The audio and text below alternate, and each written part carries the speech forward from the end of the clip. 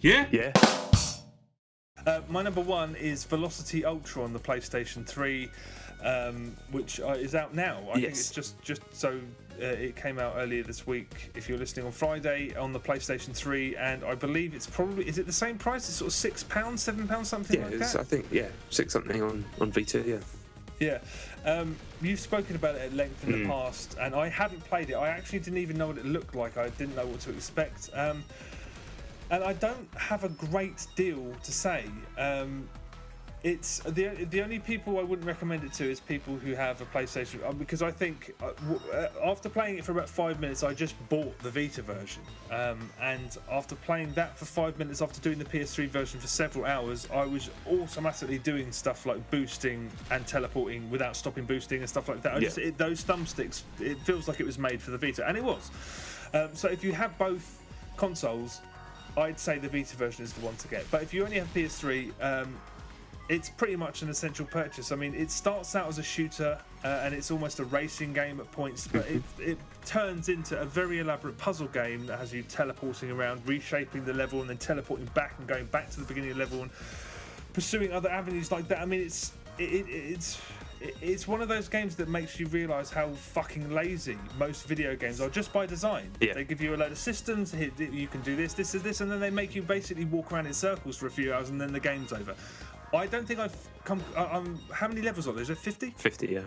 I'm in the 40s at some point, and I mean, at one point I texted you saying this is so good, and you said it gets so much better, it's ridiculous. Yeah. And there was one bit where I did actually laugh at it, because I said, I can't believe how good this is. Yeah, that's what I did. That's basically just constantly said, this is genius. How is this even happening?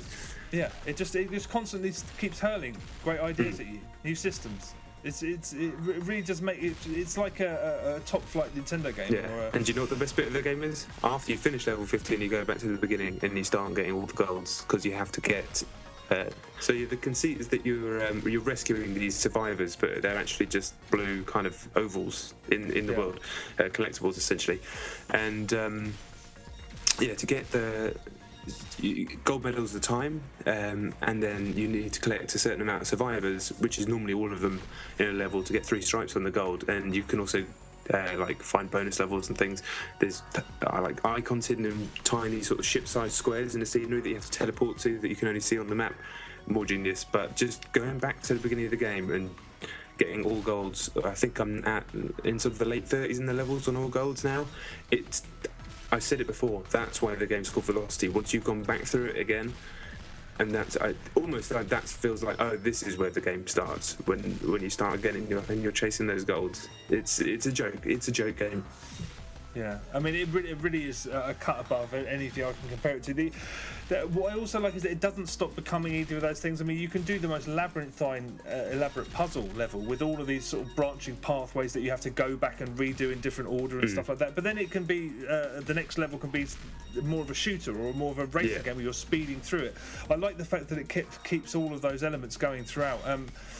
And it's a joke when you feel in such control. The controls are perfect. I mean, I think they're better on the Vita just because those thumbsticks, something about the way those thumbsticks feel. Yeah.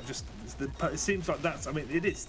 It was made for the platform, so that's why it's better. But the PlayStation 3 is the version is not to be sneezed at. It's if you have a PlayStation 3 and not a Vita, you have to get it. It's up there with Hotline Miami as one of the must-have PSN games.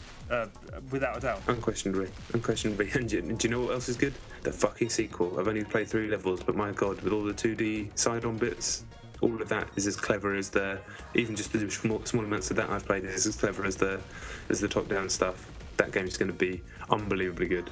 I can almost guarantee it. When is that out? 2014. I don't know when, but yeah, day one, of course. Yeah, I'm looking forward to that as well. It's a hell of a game. I mean, everyone should get it. If you have one of those devices in your house, just get it. Yeah, really. I mean, genuinely, just get it. I'm not even like a shoot 'em up guy. I like them, especially the ones that are more like Geometry Wars, more self-contained. But cave shooters and stuff, this isn't my thing at all. It isn't really like that, but it certainly could look like that if you're just looking at it from the outside. It's more than that. It isn't that. It is something else. And yeah, get it. And the tunes as well. Awesome tunes. There is really good music in it. Yeah, it's hard to fault, really. It I cannot fault it. I can't think of one fault.